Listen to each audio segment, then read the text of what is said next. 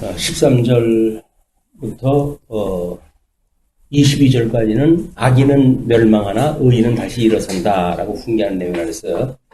12절까지 내용이 이웃을 우리가 이제 이렇게 본문으로 해서 악인과 의인이 어떻게 이제 양상으로 드러나고 그리고 결과적으로 어떻게 되는지를 13절부터 22절까지 보면 될 것 같습니다. 내 아들아 꿀을 먹으라 이것이 좋으니라 송이 꿀을 먹으라 이것이 내 입에 다니라. 요즘 그 송이가 해가지고 화분이 얼마나 넓어지고 있는지 근데 여기서는 그걸 먹으라는 이야기가 아니죠. 화분 먹으라는 이야기가 아니라 생명의 말씀, 생명의 말씀, 이 지혜를 주는 생명의 말씀. 그래서 이 생명의 말씀이 우리가 꿀같이 달다라고 하는 그 이야기가 그거거든요. 생명의 말씀 꿀같이 달다라고 하는 그 이야기는 여기서 이야기했던 것처럼 그 송이꿀을 네 입에 다니까 지혜가 내 영혼에게 이와 같은 줄을 알라. 이것을 얻으면 정령이 내 장래가 있겠고 내 소망이 끊어지지 아니하리라. 이 생명의 말씀은 우리가 생명의 말씀에 대해서는 이렇게 볼 수가 있죠. 아까는 이 마음을 병곡케 한다고 하는 것이 십자가의 도라고 그러지 않았어요. 그렇다고 한다면 성경 전체가 가지고 있는 하나님의 말씀을 우리가 구조적으로 전체적으로 이해가 한다는 이야기는 우리가 아는 대로 믿어지고 믿는 대로 살 수가 없으니까 끊임없이 이것이 우리가 소망을 두는 것입니다. 우리 온전케 하시는 예수님이 우리를 온전케 하신다 라고 하는 걸 믿는 거지요. 그래서 부분적으로는 우리가 십자가의 도를 믿고 살지만 성경을 계속 공부함으로 해가지고 너무 심플하기 때문에 이 십자가의 도라고 하는 것이 이단 공격이 엄청나게 이제 이 십자가의 도를 공격해 옵니다. 그렇기 때문에 이 십자가의 도를 향해서 공격해 오는 모든 이 설에 대해서는 이 성경의 생명의 말씀을 구조적으로 전체적으로 이해할 수밖에 없는 거죠. 그러면 우리가 두 가지가 다 하나님의 말씀이에요. 그러나 하나는 핵심이고 하나는 그걸 구조적으로 받쳐줘야 될 일이기 때문에 소망을 갖게 되어지는데 그것이 소망이 끊어지지 아니한다고 그렇게 이야기합니다. 네가 이것을 얻으면 정령이 내 장래가 있겠고 내 소망이 끊어지지 아니하리라. 온전케 하신 예수 그들을 바라보고 우리가 살아갈 수 있기 때문에 그렇죠. 악한 자여 의인의 집을 엿보지 말며 그가 쉬는 처소를 헐지 말지니라. 그래서 이 악한 자, 진리의 체계를 무너뜨리는 자, 이것이 전부 예수 그리스도를 대적하는 자들의 이야기입니다. 대저 의인은 7번 넘어질지라도 다시 일어나려니와 악인은 재앙으로 말미암아 엎드러지느니라.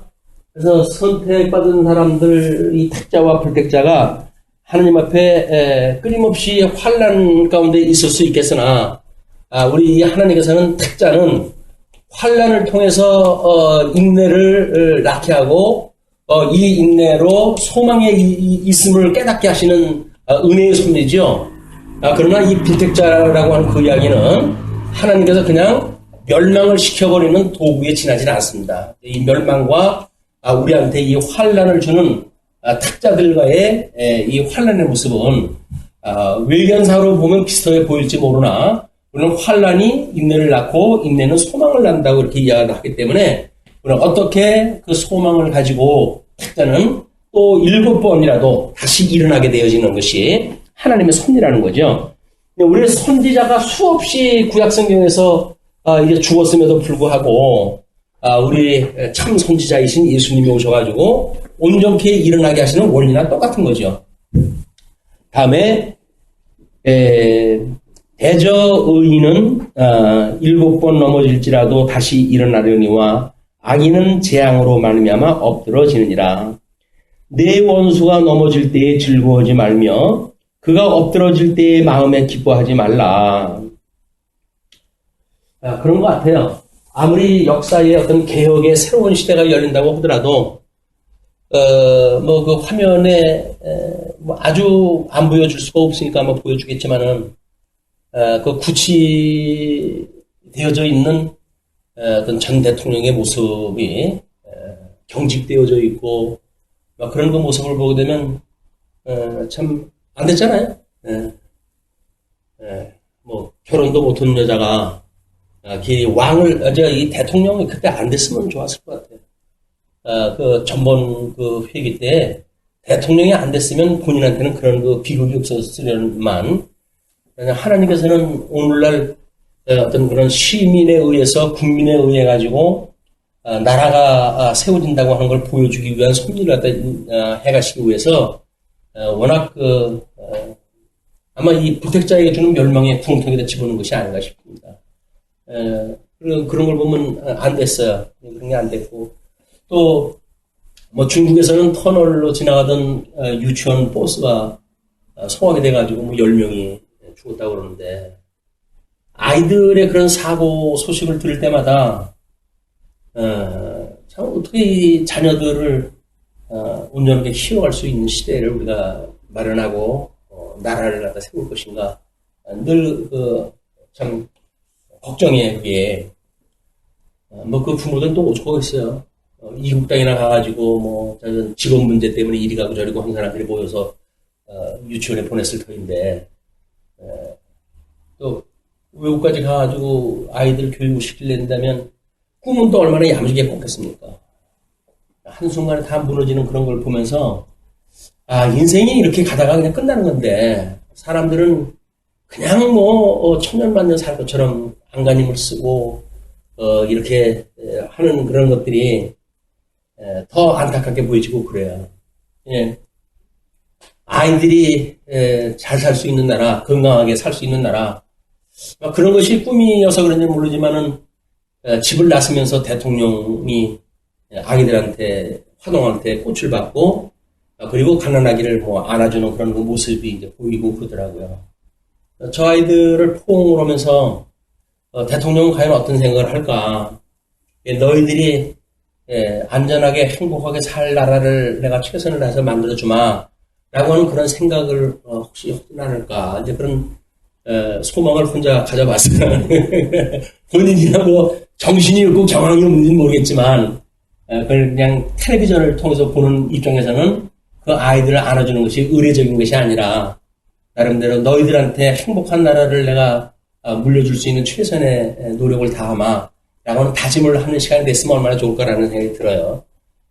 이것이 생명을 키워가는 일이기도 하고 우리 아까도 여기서 그 두 아기에 대한 죽이고 살리는 그런 문제를 역사적 배경으로 이야기가 되어졌지만 생명을 살린다고 하는 문제는 우리 기독교인에게는 매우 중요한 일이죠. 생명의 그 도구이기 때문에 여기서 이야기하는 악한 자가 비록 우리를 해하는 자라 할지라도 그가 죽게 되어지는 것, 재앙으로 넘어지는 것 이런 걸 기뻐하지 마라 이렇게 이야기합니다. 그래서 성경에서 말하고 있는 그 사랑이라고 하는 관계는 우리를 대적하는 자가 뭔가 멸망되어지는 걸로 인해서 기뻐하는 것이 아니라 그들로 하여금 하나님과 우리를 구별하다 해내시고 우리와 함께 하신다고 하는 그런 그 은혜를 우리가 기억을 하다 하는 그 일이 중요하다. 할 수만 있으면 그런 그 나를 박해하던 자를 위해서도 우리가 기도할 수 있는 그런 마음이 있다고 한다면 우리가 아마 통 큰 이런 그 신앙사도 할 수 있는 것이 아닌가 그런 그 생각도 들고 그래요. 어쨌거나 그 원수가 엎드러질 때 마음에 기뻐하지 말라고 이렇게 이야기를 합니다. 이거는 예수님이 십자가에서 돌아가시면서 아버지여 저들을 용서하소 저들이 무엇을 행하는지 모르나이다 라고 기도를 하다 하시고 스데반 집사도 마찬가지죠. 돌로 맞아 죽으면서도 저들을 용서하여 주옵소서 저들이 무엇을 행하는지 모른다고 하는 어둠에 있기 때문에 마치 자기네들이 어떤 목적을 이루는 것 같아서 다른 사람을 살해하고 돌을 던지고 심판을 했다 하고 이런 그 일들을 하지만 하나님께서 그들의 마음을 열고 저 궁창을 열고 빛의 세계를 보여준다고 한다면 얼마나 부질없는 일인지를 보일 거 아니겠어요. 여기에 그런 것들이 우리 믿음의 선배들이 죽음 앞에서 했던 그런 그 기도라고 보여집니다. 여호와께서 이것을 보시고 기뻐하지 아니하사 그의 진노를 그에게서 옮기실까 두려우니라. 그걸 기뻐하게 되면 그렇게 좋은 거니? 그렇게 좋니? 무섭지 않습니까? 옆에 사람이 망했어. 나를 해야 되는 사람이 망했어. 신났다. 나는 그러지 않았어. 나도 그러는데 하나님께서 그게 그렇게 좋니? 하나님이 그렇게 물어보시게 되면 무참할 거야. 내 원수를 갖다 이제 망하는 걸 하나님께서 뭐 그렇게 손내다 그랬으니까 그걸 보고 회개를 불렀을 때 하나님께서 네 원수가 망하는 게 그렇게 좋니? 라고 하게 되면 정신 벗어날 것 같아요. 이제 그 화를 너한테 옮길까 조심해라. 그런 거 이야기죠. 이것이 우리가 지금 그 재판이라고 하는 그런 그 문제에서 마찬가지입니다. 이 땅에서 공의로운 재판이 과연 있는가라고 하는 걸로 봤을 때 없는 것 같아요. 그러니까 어떤 법통 목사님이 특강을 갔다 와가지고 장로 교회는 삼심제로 되어져 있습니다. 그래서 어지간해 가지고는 억울한 사람이 엎드려 되어져 있는 것이 장로 교회의 정치 원리입니다라고 이야기를 하더라고요. 어떤 분이 물어봤어요. 근데 목사님 그 삼심까지 올라가가지고 억울하게 만약에 판결이 떨어지면 어떡합니까? 라고 이야기를 했더니 그건 하나님의 뜻으로 받아들여야 된다. 하나님의 뜻으로 받아들여라. 그러면 할 수 있는 방법까지는 우리가 뭐 이런 제도적인 방법을 통해서 억울함을 풀어야 되겠죠. 그러나 끝에까지 가서도 그 억울함을 하나님께서 풀어주시지 않는다고 하는 그 이야기는 하나님께서 대신 나를 위로하시겠지라고 하는 믿음의 문제로 이것이 넘어가야지 내가 이거를 원수 받기 전에 눈을 못 감어 라고 하는 사람은 죽어서도 눈 못 감아요.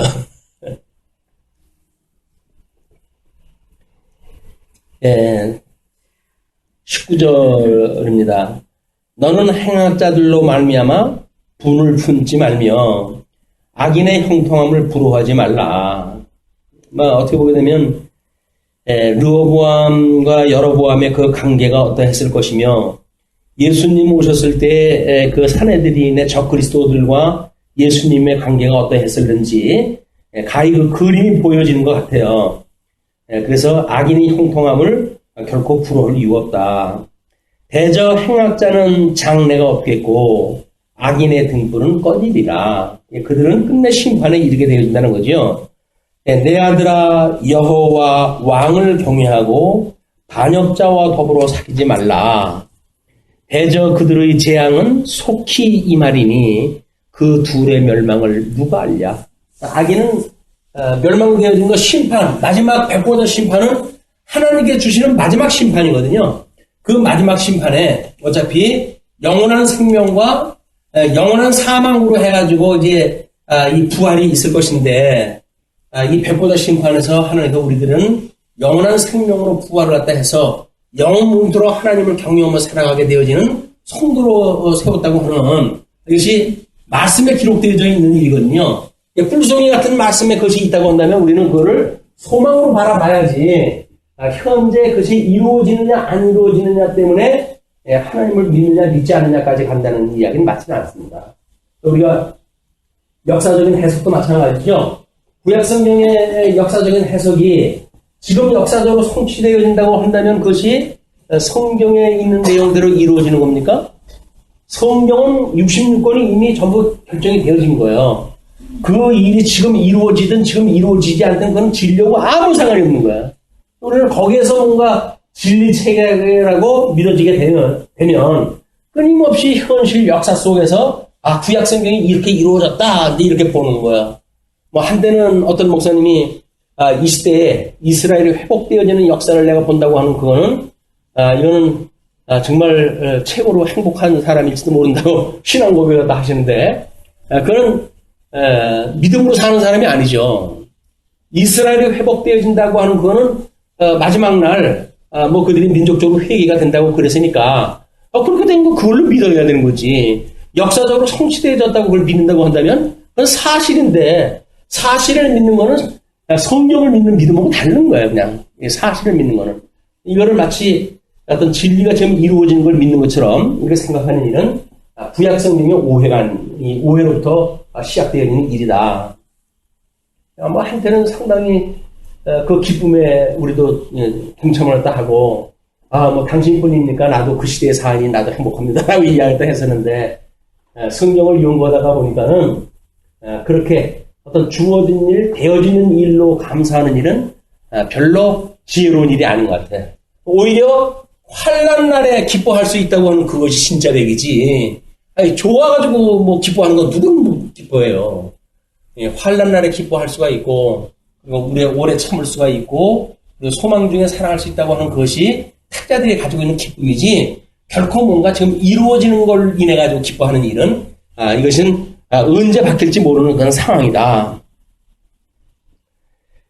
자, 23절서부터 이제 27절까지가 공정한 재판에 대한 훈계, 직접적인 이제 그런 내용입니다. 28절까지. 이것도 지혜로운 자들의 말씀이라 재판할 때에 낯을 보아주는 것이 옳지 못하니라. 낯을 보여준다는 이야기는 이 지인에 대한 그런 그 이야기인데, 어떻게 보게 되면, 뭐 요즘 대법원의 그런 그 개혁 문제로 해가지고 한참 시끄럽던데, 그 법을 판정한다고 하는 대법원 세계에서도 그걸 스스로 정할 못해요, 이 사람들이. 욕심이라고 하는 것이 끼어있게 되면 그게 안 되는가 봅니다. 그런 그 모습을 보면서 이 땅에 어떤 공의로운 심판이 있겠는가라는 생각이 들어요. 근데 재판할 때 낯을 보아주는 것이 옳지 못하니라. 우리 변호사들을 쓸 때 어떤 변호사를 씁니까? 검찰 고위직에서 금방 그만둔 사람들. 왜냐면 금방 그 사람들의 어떤 얼굴을 보아가지고 판사가 좋은 판단을 갖다 해줄 거라고 믿어지기 때문에 고가의 수임료를 갖다 지불하고 그런 사람들을 변호사로 쓰잖아요. 이게 이제 어지러운 세상의 모습입니다. 악인에게 내가 옳다 하는 자는 백성에게 저주를 받을 것이요. 악인에게 네가 옳다 하는 말을 듣는 거는 백성에게 저주를 받을 것이고 국민에게 미움을 받으려니와 오직 그를 견책하는 자는 기쁨을 얻을 것이요 또 좋은 복을 받으리라. 그래서 악인에게 옳다 함을 듣기 위해 가지고 우리가 왜곡되어진 판결을 내린다고 한다면 오히려 많은 사람들로부터 미움을 받는다는 이야기죠. 이것이 어떻게 뭐 현재 대한민국의 상황하고 같은지 모릅니다. 똑같이 그렇게 돌아가는데 이는 악인에게 예수님이 와가지고 십자가에 못 박아 죽으심을 받아야 되는데 유대인들이 사내들인 그 회원들이 뭐라 그래 예수님 보고 선하신 선생님이요 뭐 별의별 소리 다 하잖아요. 그 이야기는 결국 그들의 말을 받아들이게 되면 하나님의 택한 백성들의 구원을 이룰 수 없는 그런 그 모습임을 우리가 볼 수가 있습니다. 그래서 악인한테 옳다 이렇게 하기를 위해 가지고 우리가 할 것이 아니라 과연 하나님 앞에서 어떻게 사는 것이 우리 삶의 방향인가 라고 하는 것을 우리가 믿는 것이 바로 하나님이신 예수님이 이 땅에 오신 이유라는 겁니다. 오직 그를 견책하는 자는 기쁨을 얻을 것이요 또 좋은 복을 받으리라. 그래서 우리 세례 요한은 잘못한 자들을 책망하다가 끝내 십자가에 못 박아 목이 잘려가지고 죽는 그런 그 해를 입을지라도 그들을 책망하는 일에 멈추질 않습니다. 이거예요 이제. 이거는 말세의 증상이 뭡니까? 말세의 증상. 악한 자들의 귀에 들리기 좋은 이야기를 다 해주는 거거든요. 교회에서 끊임없이. 하나님의 말씀은 악한 자들에게는 악하다고 하는 죄를 선포가 되어져야 하나님 앞에 책망을 받고 돌아오지. 그들 그저 위로의 말 준다고 해도 해결될 문제가 아니잖아요. 우리는 자꾸 뭔가 좀 위로의 말을 줬으면 좋겠다. 그것이 죄가 아니라든지, 괜찮다든지, 당연하다든지, 이런 걸로 소개가 되어져서 시험을 안 들었으면 좋겠다 이야기를 하는데 시험에 안 드는 것이 오히려 그건 시험입니다. 그런 사람은 오히려 말씀을 바로 전해가지고 시험이 들었다고 하는 것이 은혜를 입는 길이에요. 이게 이걸 모르게 되면 악인들의 우리 귀에 듣기 좋은 이야기를 하게 되어진다. 말세의 증세가 사람들의 듣기 좋은 이야기를 하는 세계가 말세의 증세인데, 지금 한국 교회가 뭐 세계 교회도 마찬가지죠. 예수 믿으면 건강화되는 동, 뭐 예수 믿으면 복을 준다는 동, 이런 거 이야기는 전부 사기예요, 이게. 전부 사기예요. 그 이야기는 한마디로 사람들 귀에 듣기 좋은 이야기다 하는 일이기 때문에 철저히 복음이 아닙니다. 사람들 다 멸망의 길로 인도하는 길이다. 적당한 말로 대답하면 입맞춤과 같으니라. 적당한 말로 대답하는 일. 어저께 뭐 대통령 확정됐다고 하니까는 충남도지사가 늦지막하게 뛰어 올라와가지고 그 문재인 대통령 뺨에다가 입을 맞추더라고요. 그런 그 입맞춤이 적당한 말로 대답하는 것보다 아마 더 맞는 판단일 것 같아서 그랬는지 모르겠어요. 내 일을 밖에서 다스리며 너를 위하여 밭에서 준비하고 그 후에 내 집을 지울지니라. 내 일을 밖에서 다스리며 내 일을 밖에서 다스리며 너를 위하여 밭에서 준비하고 그 후에 내 집을 세울지니라. 그래서 우리가 그 일이라고 하는 것은 예수를 그리스도로 믿는 거 아니에요? 예수를 그리스도로 믿는다는 이야기는 뭡니까? 절대 객관적 진리, 절대 객관적 진리. 이 객관적 진리는 성경에 의해 가지고 우리가 이 진리를 확인할 수가 있는데, 이 객관적인 진리는 주관적인 믿음이 화합되어졌을 때 결국은 우리들의 그 예수를 갖다 믿는 그런 그 믿음으로 이게 이제 인침을 받는 사건 아니에요. 성령으로 해서 인침을 받는 사건, 예수 그리스도의 구속 사건, 하나님의 언약대로 예수님이 만약에 진리를 이루셨다, 진리로 오셨다고 한다면 성부 하나님과 성자 하나님에 대한 사역은 절대 객관적 진리예요. 그런데 성령 하나님께서 우리들에게 인을 쳐주는 사건은 우리들에게 주관적인 믿음입니다. 그러니까 바깥에서 이루어진 일들, 그것이 바깥에서 다스리는 일이고 또는 너를 위해서 밭에서 준비하는 일이기도 한 거죠. 그런 그 절대 객관적인 진리 토대 위에 우리가 내 집을 세울지라, 그 이야기는 내가 믿음으로 거기에 토를 닦아라, 그런 그 이야기입니다. 절대 객관적 진리가 아닌 것에 우리 믿음을 세운다는 이야기는 우리 불교에서 이야기하고는 유신론이랑 똑같은 거예요. 절대 객관적인 어떤 진리 체계가 없이 자기가 마음 먹기 달려서 되어진다고 하니까 잘못되어져 있는 진리 체계다. 네. 그 다음에 28절, 29절은 거짓 증거의 금지를 훈계합니다. 너는 까닭 없이 내 이웃을 쳐서 증인이 되지 말며 내 입술로 속이지 말지니라.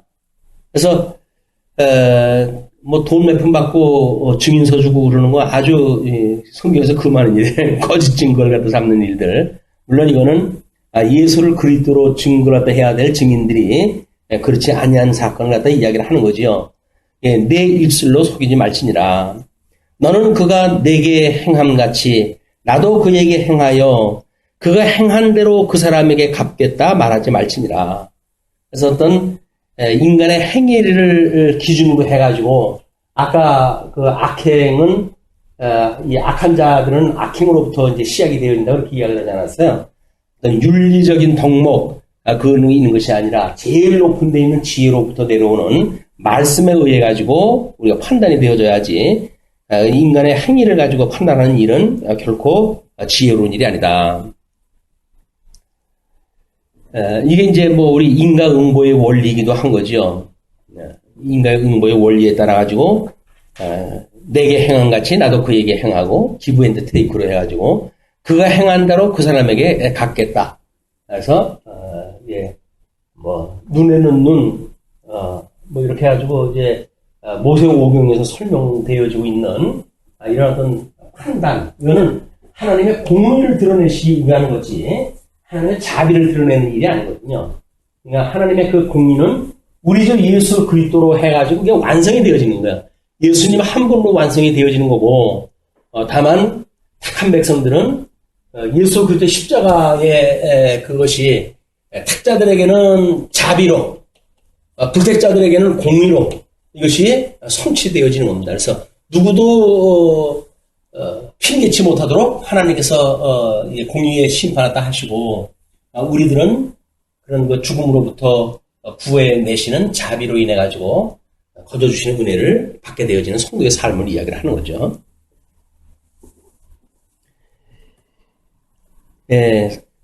끝으로 30절로 34절 게으른 자에 대한 훈계입니다. 내가 게으른 자의 밭과 지혜로운 자의 포도원을 지나며 본즉 가시덤불이 그 전부에 퍼졌으며 그 지면이 거친 풀로 덮였고 돌담이 무너져 있기로. 참 그 넝쿨은 이상해요. 넝쿨의 그 습성은 멀쩡한 나무를 갖다 전부 기어 올라가지고 나무를 갖다 못 살게 만들어요. 전부 죽여요.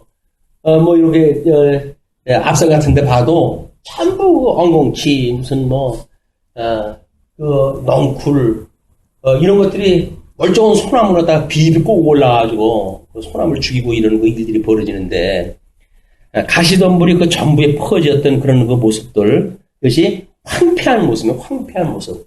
집을 지어져 간다는 이야기는 지금 여기 나무가 온전하게 세워지는 것도 마찬가지 아닙니까? 지금 여기서는 지나갈 때 어떤 걸 갖다 이야기를 하냐면 포도원에 대한 이해예요. 포도원.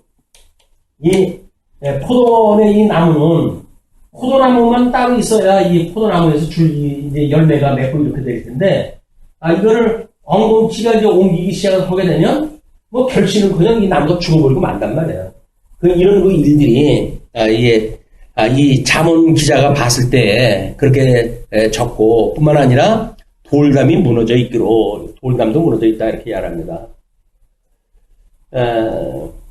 참 이상해요. 사람이 사는 집을 보게 되면 쓰러져가는 초상간도 그래도 부지하고 있거든요. 근데 사람이 그 집을 빠져나오게 되면 얼마 안 있어가지고 집이 무너지더라고요.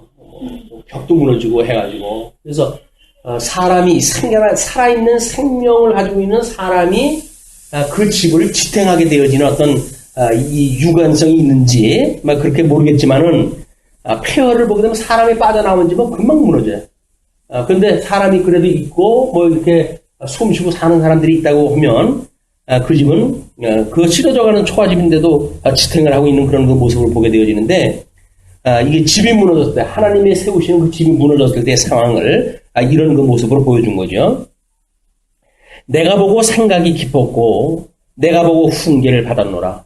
그런 그 모습을 보고 훈계를 받았다는 거야. 그런 모습을 보고 생각을 깊이 했고, 그리고 그것을 보고는 훈계를 받았다. 어떤 훈계일까요? 그것이 내가 좀 더 자자, 좀 더 졸자, 손을 모으고 좀 더 누워있자 하니, 게으른 자에 대한 이제 훈계니까, 이거는 집을 지어간다는 이야기는 부지런함으로 이게 지어져 가는 일이거든요. 근데 우리는 뭐라 그러죠? 하나님이 다 언약하신 대로 하시는 거야. 라고 말하는 건 뭐예요? 하나님이 해가니까 난 손 띄고 있어도 그런 그 이야기나 똑같아요. 근데 하나님이 하게 하신다는 얘기 맞습니다. 100번, 1000번 맞아요. 그런데 아까도 이야기를 했지만 절대 객관적인 진리를 우리가 믿는다고 한다면 이 주관적 믿음이 거기로부터 소생이 되어져서 우리는 믿음의 행위가 이게 되어지지, 하나님이 하신다고 해가지고 우리 할 일을 안 하는 건 말이 안 되는 거예요. 아까 우리 여기서도 마찬가지죠. 이렇게 환란이 임했을 때에도 하나님이 다 하시는 거야 라고 해가지고 우리가 손 띄고 있는 게 아니잖아요. 하나님 앞에 기도하고 매달리고 최선을 다하고, 그래서 이 인내를 낳게 하는 데까지 우리들의 그런 어떤 수고를 갖다가 통해가지고 이게 만들어지는 일이기 때문에, 소망의 이 인내라고 하는 거는 이 환란이라고 하는 그 여정을 지나가야 만들어지는 일들입니다. 근데 그런 거를 마치 믿음이 좋은 것처럼 이야기를 하잖아요. 하나님이 다 하셔 그래가지고 하는 일이, 주관적 믿음이 빠져버려져 있는 하나님이 다 하게 하신다라고 하는 그 일이 얼마나 성도들의 삶을 왜곡시키는지 모릅니다, 이게.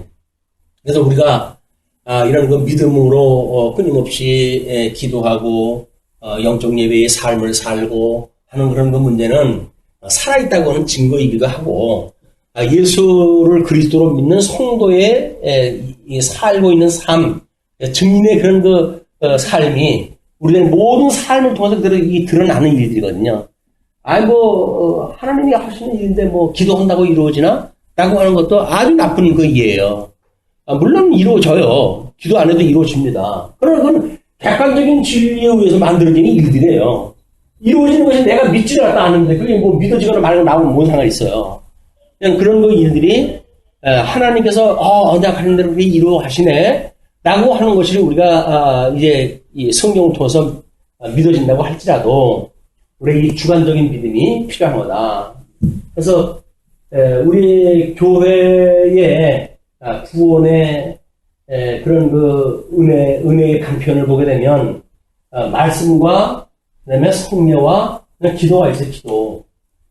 기도라고 하는 것은 끊임없이 현재의 내가 보여지지 않으면 할 수 없는 겁니다. 기도라고 하는 게 뭘까요? 기도라고 한다면 하나님의 뜻을 구하는 거지만 기도라고 하는 과거에 내가 보여야죠. 그래야 이거로부터 회의가 나오잖아요. 그리고 현재에 대한 이 일이 믿음으로 해가지고 이걸 우리가 갖게 되어지는 거예요. 그리고 미래에 대한 소망을 가지고 우리가 살아가게 되어진 거기 때문에 이런 그 기도라고 하는 것이 아무 회개도 없는 기도. 하나님의 뜻대로 되어진 건데 그럼 나하고 상관이 없어요. 그 기도는. 오늘 끊임없이 우리의 뒤를 성찰해야 될 이유가 있는 거예요.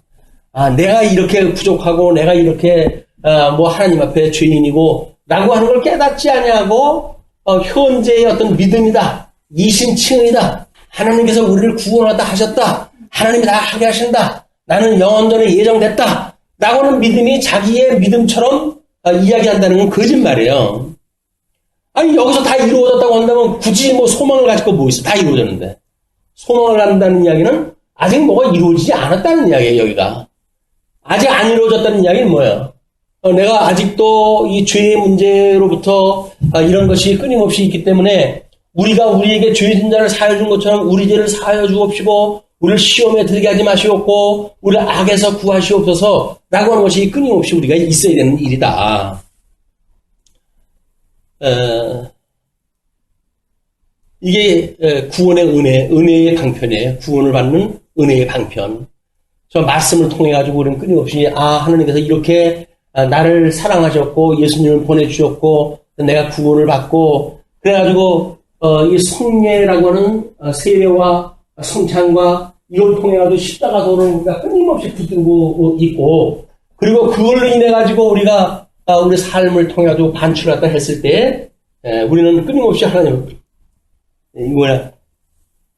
구원에 이르는 영생에 이르는 회개의 기도를 끊임없이 해야 되는 일이다. 그리고 현재 그런 것들이 그래 죽었던 나를 살리셨던 주님이지. 그러므로 이 믿음도 우리들의 이런 그 죄도 우리 주님이 용서해 주시는 이런 믿음으로 말미암아 내가 의롭다고 되어진 거지 나의 행위로 되어진 것이 아니잖아. 나고는 믿음을 갖게 되어지고 그 믿음으로 말미암아 가지고 그럼 나도 우리 하나님의 그런 언약이 있기 때문에 이렇게 성취를 해 주실 거야 라고 하는 소망을 갖게 되어지는 것이 기도란 말이에요. 기도. 이 기도는 선지자들의 메시지하고 똑같은 겁니다. 선지자들이 보고했을 때 메시지가 뭐예요? 나라로 봤을 땐 선지자가 이제 선포를 했다 하는데 너희들이 이렇게 불순종을 하다 했어. 그러므로 너희들이 이렇게 망한 거야. 그러나 하나님께서 너희를 회복을 하다 해주신단다? 이게 지금 구약성경 전체의 내용 아니에요. 그 구약성경 전체의 내용이 예수 그때 죽으신가 부활에 대한 전체 내용 아니에요? 그러니까 기도라고 하는 것은 이미 성경 전체 66권에 대한 구조를 따라가지고 우리가 하게 되어지는 거란 말이에요, 이게. 말씀도 양전약의 논리를 따라가지고 언약과 성취의 구도로 되어져 있고, 성례도, 성찬도 마찬가지죠. 그 중심에 십자가 도가 그 핵심으로 되어져 있고, 기도도 우리들에게 메시지, 선지자들이 전했던 것, 참 메시아인 우리 예수님이 증거했던 것도 그거죠. 너희들이 아담으로 인해 다 죄에 타락되어져 있었지. 그래서 너희들이 좀 죽었던 거야. 사단의 종로를 타고 있었던 거야. 그러나 내가 너희를 위해 가지고 십자가에 못 박아 죽고 너희를 구원할 거란다. 라고 하는 그런 믿음을 갖다 주시고, 그러므로 내가 이제는 하늘에 가다 하나님 보좌 우편에서 너희를 위해서 기도하고, 너희가 하나님 나라가 다 완성되어지면 그때 와가지고 너희를 하나님 나라로 인도할 것이야 라고 하는 것이 약속으로 믿어지는 거예요. 이 기도의 전체라니까요. 기도가 형식적으로 봤을 때 우리 예배라고 하는 그 구도를 놓고 또 그렇게 설명을 한다 했더라고요. 예를 들어서 이제 우리가 말씀을 깨닫게 되면, 말씀 선포가 되어지게 되면, 그죠? 육체적인 교회의 예배, 육적 예배에 대한 말씀 선포가 되어지게 되면, 우리 깨달은 것만큼 찬양을 하고, 우리, 회개를 갖다 하는 일이 있게 되어지고, 그리고 믿음의 열매로 해가지고 연복을 갖다 하는 것이, 이것이 몸된 교회, 우리 가시적인 교회에서의 예배의 순서로 이게 정해져 있다. 이거 설명하다 했어요. 그러면 영적 예배라고 하는 것도 마찬가지 아닙니까? 영적 예배, 신령한 그 예배도 이 말씀에 의해 가지고 끊임없이 하나님의 선하신 뜻을 분별하고, 이 뜻을 분별을 갖다 했을 때 우리가 잘못되어진 것이 있으면 우리 하나님 앞에 회개하고 이런 기도의 일들이 있어야 될 거 아닙니까? 그리고 뜻을 분별하는데 하나님의 놀라운 어떤 그런 은혜의 영광을 우리가 보게 됐다든지 하여튼 찬양되어지겠죠. 그리고 이 연보라고 하는 거는 먼저도 이야기를 했지만, 연보가 재직회에서 이걸 운영하는 거 아니에요? 재직회는 뭐예요? 모든 직원이 모여져 있는 거란 말이에요. 그러니까 결국은 이것이 교회 행정에 대한 전반이에요. 이게 교회 행정. 교회 행정을 목양회, 치양회, 그 다음에 집사회 이렇게 다 모여가지고 어떻게 맡은 바 은사를 실현하는가 라고 하는 거란 말이에요. 재직회도 우리가 전도부, 교육부, 그 다음에 친교부, 공사부, 문화부 이런 그 전 부서가 있는 게 뭐예요?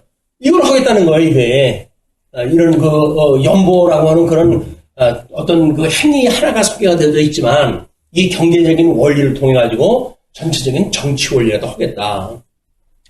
이번에 대통령 그 유세를 할 때 보게 되니까, 여기서 이 교회 행정에 대한 거는 복지에 대한 문제를 강화하는 걸로 전부 이야기를 다 했는데, 그러면 재원을 어떻게 확보할 것인가 라고 하는 문제가 이 균형이 안 맞는다고 해가지고 이제 시비를 가리고 그러더라고요. 그게 바로 그거예요. 어떻게 재정을 감당을 하게 되면 교회 행정을 해갈 것인가에 대한 문제이기 때문에, 이것이 하나님의 선하신 은사를 실현하는 일이다. 하나님의 뜻을 분별하고 믿음의 분량만큼 찬양도 하고 기도도 하고, 그리고 선하신 뜻을 따라서 우리가 주시는 은사를 실현하는 것, 이 영적 예배란 말이에요. 주님의 몸된 교회에서 하는 일과 영적 예배가 달리 이원화되어져 있는 게 아닙니다. 작은 어떤 의미로 해가지고 가시적인 교회로 되어져 있죠. 그러나 그것이 확대되어지게 되면, 와가지고 교회 행정 같은 데 참석하는 거 돈만 내고 가는 사람들 있잖아요. 그런 사람들은 이 진면목을 이제 보지를 못하는 거예요. 연복을 통해가지고 복을 받으니까 어떻게 쓰이는지는 알겠죠. 그러나 몸소 우리가 몸을 담아가지고 그 연복을 어떻게 이게 많은 그 성도들을 쓰는지에 대한 실질적인 이런 그 예배 행위는 부족한 것이죠. 그러나 눈으로 보이는 가시적 예배나 눈에 보이지 않는 신령한 예배나 이것이 같은 원리로 작동이 되어진다. 이원화되어지는 게 아니에요. 일원화되어져야 된다. 그런 그 이야기입니다. 자, 그리고 내 빈궁이 강도같이 오며 내 곰핍이 군사같이 이르리라. 그 이야기는 뭡니까? 지금 집을 지어 가야 되는데 집을 짓질 못하고 중간에 무너지는 집밖에는 안 된다. 그 이야기죠. 그러니까 어떻게 이스라엘 백성들이 하나님 앞에 불순종해가지고 끝내 바벨론의 포로로 끌려가는 이 지경까지 이르는 이런 그 상태를 이야기하는 것도 바로 이 이야기입니다. 하나님의 말씀을 부지런히 전파하지 않고 하나님의 말씀을 따라 집을 지어가는 것도 온전히 지어가지 않고, 그러니까 끝내 이런 아픔을 통해 가지고 하나님께서 회복을 갖다 해가시는 은혜의 섭리를 좀 설명하다 하는 거죠. 그래서 오늘은